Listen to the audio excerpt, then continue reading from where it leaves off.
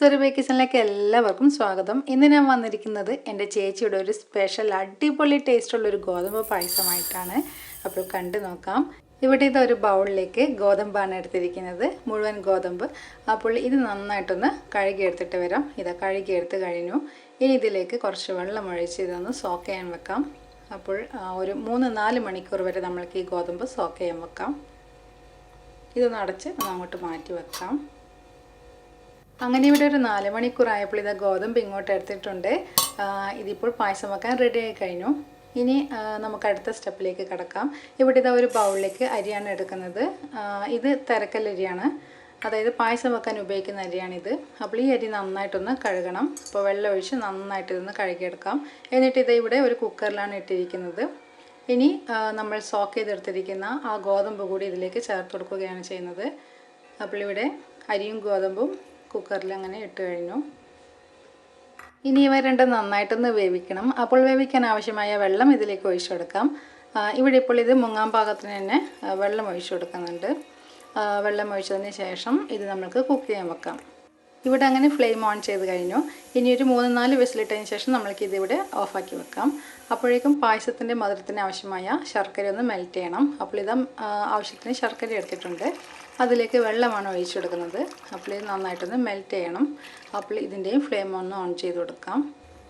ഇവിടെ ഈ ശർക്കരയില്ലേ, നമ്മളതിന് സാധാരണ വെല്ലം അല്ലെങ്കിൽ ബെല്ലം അങ്ങനെയൊക്കെയാണ് പറയാറ്. അപ്പോൾ നിങ്ങൾക്ക് ഞാനത് പറയുന്ന സമയത്ത് ചിലപ്പം അത് മനസ്സിലായെന്ന് വരില്ല. അതുകൊണ്ടാണ് ഞാൻ ശർക്കര എന്നുള്ള വേർഡ് തന്നെ യൂസ് ചെയ്യുന്നത്.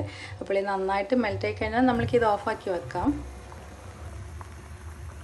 ഇനി ഇവിടെ ഇതാ കുക്കർ തുറക്കുവാണ്. അപ്പോൾ കുക്കറിൻ്റെ ആവിയൊക്കെ നന്നായിട്ട് പോയതിന് ശേഷം കുക്കർ തുറന്ന് നോക്കിയാൽ മതി. ഇവിടെ ഇപ്പോൾ ആവിയൊക്കെ പോയി കഴിഞ്ഞു. ഇത് കുക്കർ തുറന്നിട്ടുണ്ട്. ഇനി ഒരു തവി കൊണ്ട് നന്നായിട്ടൊന്ന് ഇളക്കിയെടുക്കാം. അപ്പോൾ ഇവിടെ എടുത്തിരിക്കുന്ന ഈ തവിക്ക് നമ്മൾ സാധാരണ കയ്യിൽ എന്നാണ് പറയുന്നത്.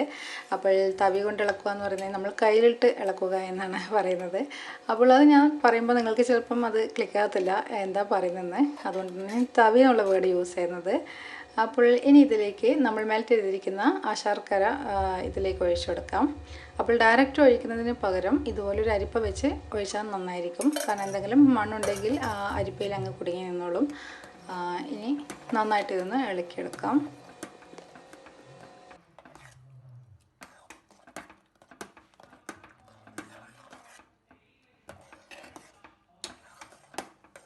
ഇനി ഇതിലേക്ക് വളരെ കുറച്ച് ഉപ്പ് ആഡ് ചെയ്യുന്നുണ്ട്.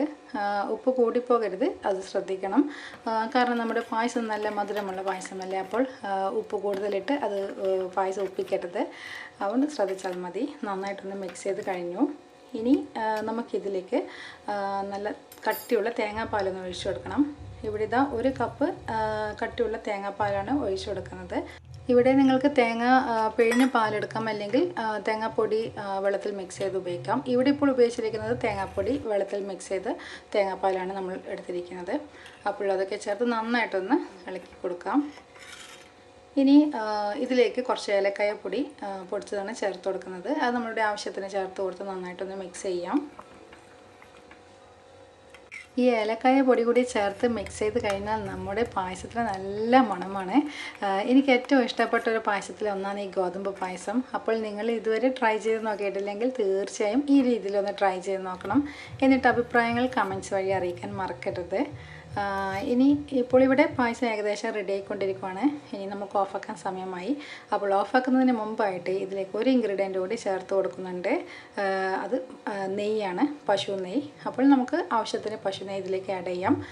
ഇവിടെ പശു നെയ്യ് നിങ്ങൾക്ക് ഡയറക്റ്റ് ചേർക്കുന്നില്ലെങ്കിൽ നിങ്ങൾക്കതൊരു ചെറിയ പാനിലൊഴിച്ച് അതിലേക്ക് കുറച്ച് അണ്ടിയും മുന്തിരിങ്ങയൊക്കെ ചേർത്ത് റോസ്റ്റ് ചെയ്ത് ഈ പായസത്തിലേക്ക് അങ്ങ് ഒഴിച്ചു കൊടുത്താൽ മതി. അപ്പോൾ ഇവിടെ നെയ്യ് ചേർത്ത് മിക്സ് ചെയ്ത് കഴിഞ്ഞാൽ നമുക്ക് പായസം ഓഫാക്കി വാങ്ങി വെക്കാം. എന്നിട്ട് ചൂടോടുകൂടി കുടിക്കാം. അപ്പോൾ ഇനി പുതിയൊരു വീഡിയോ ആയിട്ട് നമുക്ക് വീണ്ടും കാണാം. താങ്ക്